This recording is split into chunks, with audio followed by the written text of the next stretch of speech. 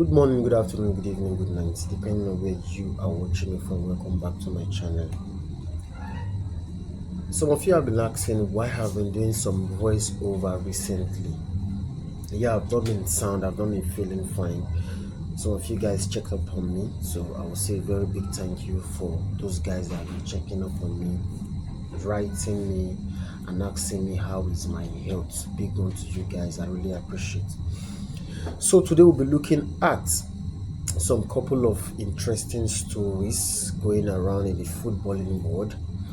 We'll start with Newcastle. Isak was furious yesterday when he was told that he will not be leaving Newcastle. He has since returned to Newcastle and he has been away from the main team, still training on his own. He was not involved in the 2-2 draw with Espanyol yesterday. Friday he did not play. Then Liverpool put up 110 million pounds bid to Newcastle, which Newcastle rejected. So I believe until Newcastle open the door for sale for Isak, Liverpool will not tender any second bid again. Newcastle have stated they don't want to sell, they want to keep Isak. On the other hand, Isak does not want to stay at Newcastle. I still keep saying this.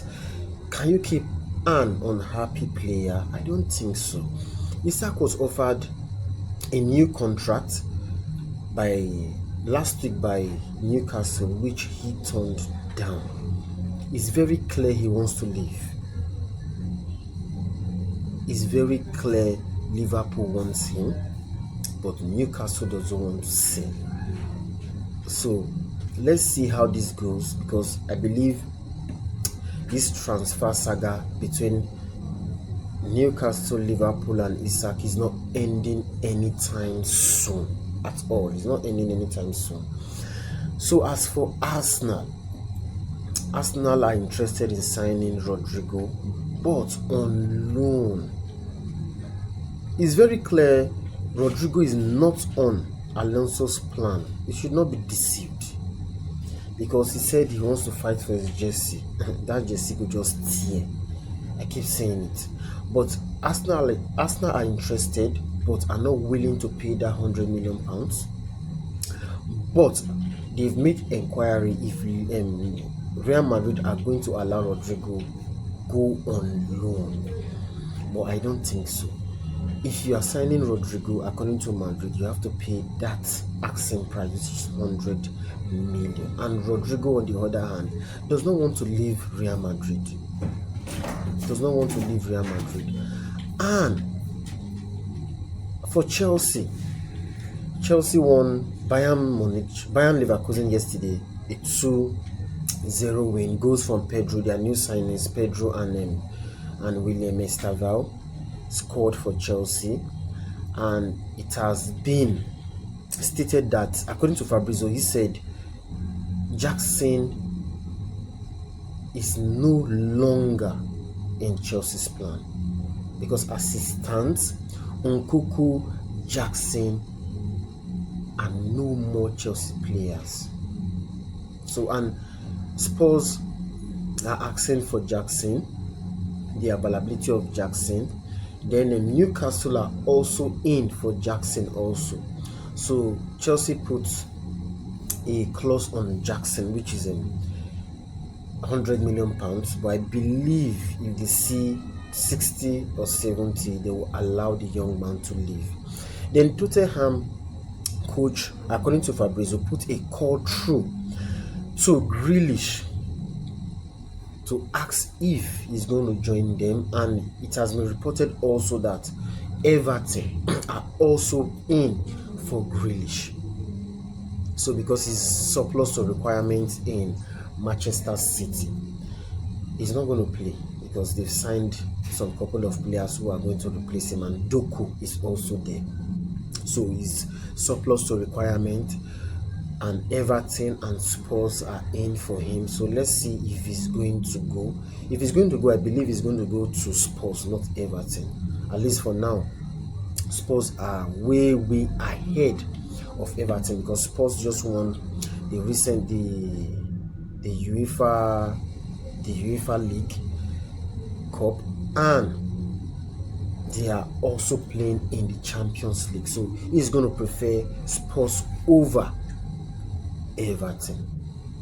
Then as for Liverpool have lowered their asking price for Núñez to 53 million euros.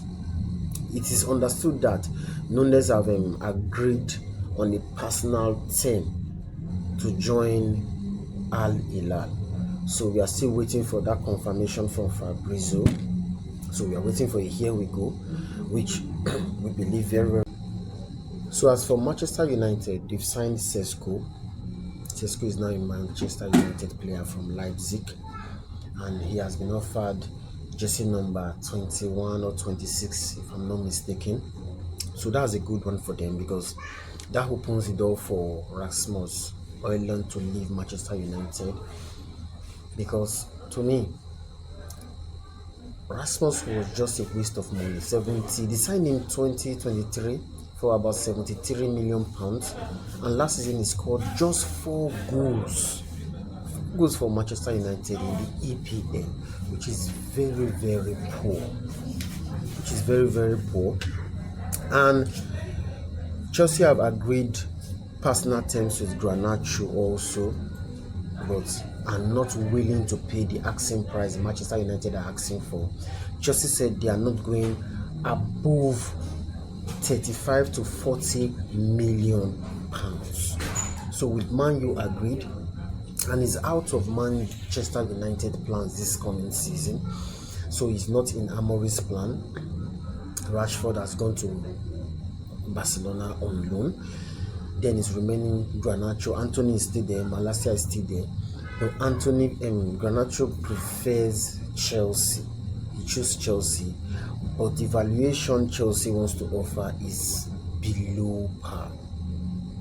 40. They don't want to go above 30-40 million pounds, and Man U are not ready to accept that. So we see as that goes before the transfer window ends, deadline day. A lot of transfers will happen, which we all know about that. Then Sunderland have signed former Arsenal player, the former Bayern Leverkusen man also. Xhaka is now a Sunderland player. So I believe it's going to help them a lot, because they are just coming from the Championship and they need more matured bodies who are experienced in the EPL. So Ugochukwu have signed for Burnley. Burnley have signed Ugochukwu from Chelsea, and they have also signed Broya from Chelsea also. Then Inigo Martinez have joined Al Nassr from Barcelona. Nobody saw that coming. Even Fabrizio, they kept that news away from Fabrizio. They take Fabrizio unaware. They hide down from Fabrizio. He didn't even expect. So he's an Al Nassr player in the Saudi Arabia League. And also Newcastle are also in for Wissa. So Newcastle are in for Wissa in case in case Isak leaves for Liverpool.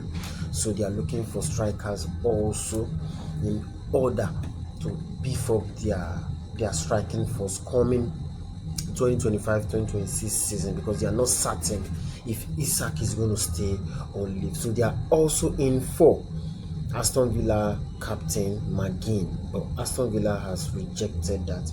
McGinn is not for sale. Then I don't know if you guys can remember in Nzozi, the former Stoke player is back after 10 years away from the club. Is back to school in Stoke City now in the Championship. So as his transfer they come with a let you know small shot. Thank you.